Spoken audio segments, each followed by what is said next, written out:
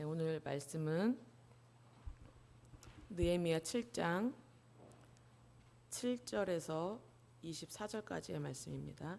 느헤미야 7장 7절에서 24절까지의 말씀입니다. 함께 읽겠습니다. 수룹바벨과 예스와와 느헤미야와 아사랴와 라함야와 나아마니와 모르드게와 빌산과 미스베렛과 비그웨와 느흠과 바하나와 함께 나온 이스라엘 백성의 명수가 이러하니라. 바로스 자손이 2172명이요 스바디아 자손이 372명이요 아라 자손이 652명이요 바한 모압 자손 곧 예수아와 요압 자손이 2818명이요 엘람 자손이 1254명이요 삭게 자손이 760명이요 빈누이 자손이 648명이요 부베 자손이 628명이요 아스가 자손이 2322명이요 아도니감 자손이 667명이요 67명이요 아딘 자손이 655명이요 아델 자손 곧 히스기야 자손이 98명이요 하숨 자손이 328명이요 베세 자손이 324명이요 하립 자손이 112명이요 아멘. 성벽이 건축되었지만 그 넓이에 비해서 주민이 적었습니다. 예루살렘은 대적들의 주요 공격 대상이 되었기 때문에 예루살렘 성읍 안으로 들어오려고 하지 않고 예루살렘보다 안전한 그 주변 지역으로 이주해서 살고 있는 사람들이 많았습니다.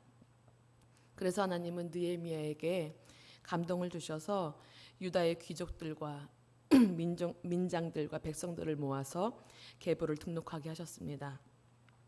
백성들을 돌아오게 하셔서 성벽을 든든하게 지킬 수 있는 사람을 세우고 또 성전과 성벽이 재건된 예루살렘을 이스라엘 공동체의 구심점으로 삼아서 구속의 역사를 이끌어가기 위해서였어요.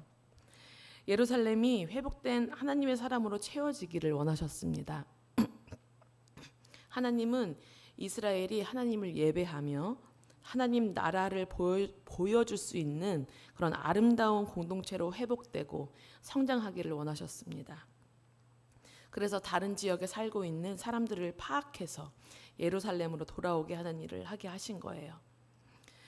느헤미야가 처음으로 돌아온 자의 계보를 얻었다 했습니다. 사실 지금도 읽으셨다시피 읽기가 너무 지루해요. 저도 이거 7장을 그냥 뛰어넘을까? 이런 생각을 많이 했습니다. 하지만 하나님께서는 이 한 사람 한 사람을 나열하고 계세요. 이 계보들을 따라서 예수님이 오셨기 때문이고 이러한 계보가 우리 각자 한 사람 한 사람의 구속사가 되기 때문입니다. 하나님께서 나를 얼마나 사랑하시고 나를 어떻게 구속하셨는지 또 하나님께서 얼마나 크고 높으신 분이신지를 깨닫게 하는 것이 이 계보입니다.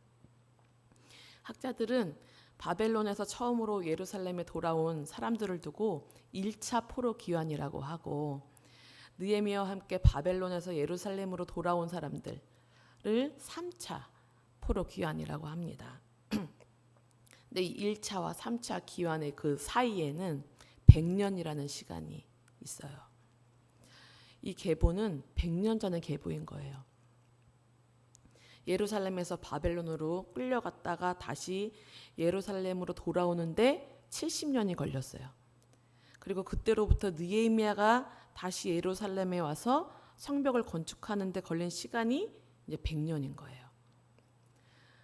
그래서 이 7장에 발음하기 힘든 이 사람들의 이름이 쭉 나열이 되어 있는데 하나님은 바벨론으로 끌려갔다가 예루살렘으로 돌아온 사람들의 이름을 보존하고 계셨다라는 것에 우리가 주목할 필요가 있습니다. 사람들의 기억 속에는 잊혀졌어요. 그리고 세상의 많은 사람들 그리고 어쩌면 이 하나님을 믿었던 유다 사람들마저도 유다가 바벨론에 멸망당하는 그 모습을 보면서 이들에게는 우리에게는 더 이상 희망이 없다. 이제는 끝이다 라고 생각했지만 바로 그때에도 하나님은 유다 사람들 한 사람 한 사람의 이름을 기억하셨고 보존하고 계셨다라는 것입니다. 하나님께서 끝까지 붙잡고 보호하셨던 그 한 사람 한 사람을 기록하고 계시다라는 거예요. 하나님의 때를 기다릴 줄 알고 돌아오라 했을 때 즉시로 응답하고 순종할 수 있는 자는 참으로 복됩니다. 우리도 이 한 사람들 중에 포함되는 사람이 되기를 원합니다. 7절에 이 사람들은요,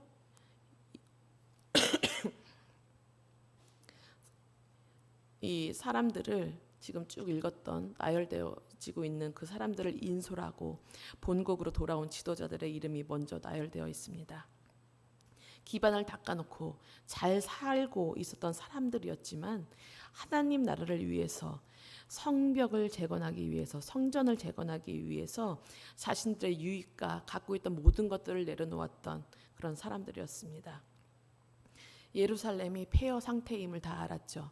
아무것도 없을 것임을 다 알았죠.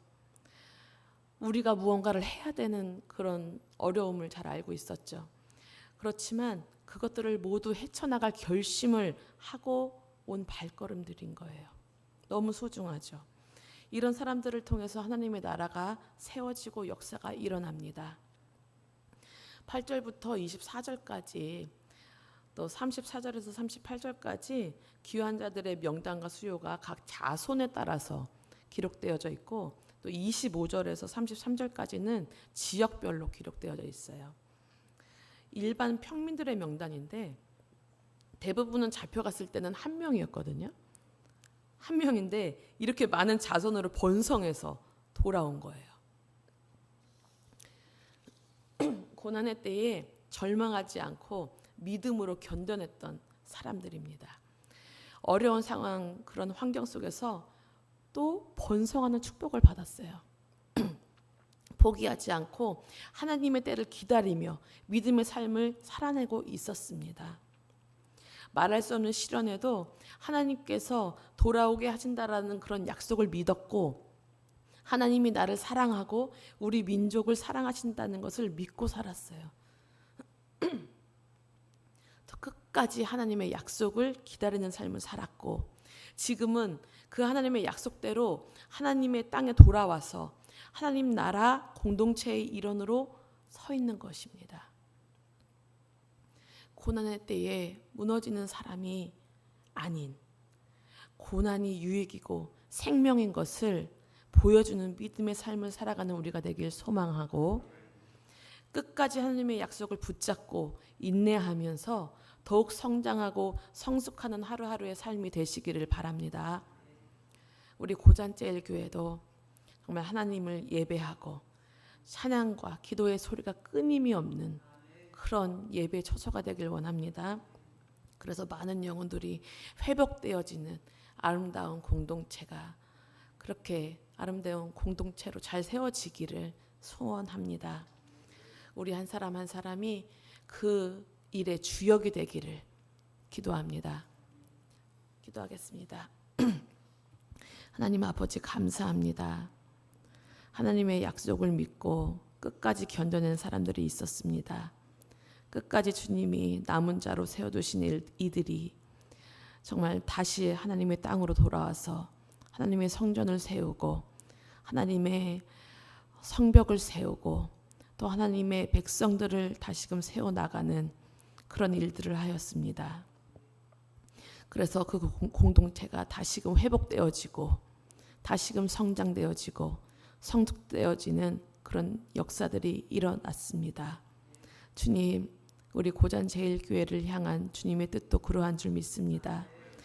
다시금 돌아오게 하고 다시금 회복되어지고 다시금 세워져 나가는 그런 성숙되어지는 공동체, 정말 많은 영혼들을 세워가는 공동체, 하나님의 뜻을 알고 그 마음을 품고 정말 그것을 비전으로 품고 살아가는 그런 우리 교회의 한 사람 한 사람이 되어지기를 소원하오니 주님이여 인도하여 주시고 주님 붙잡아 주시옵소서. 늘 오늘도 하나님의 음성을 듣고 살아가길 원합니다. 또 순종하며 살아가길 원합니다. 주님이여 함께하여 주시옵소서. 감사하며 예수님의 이름으로 기도합니다. 아멘.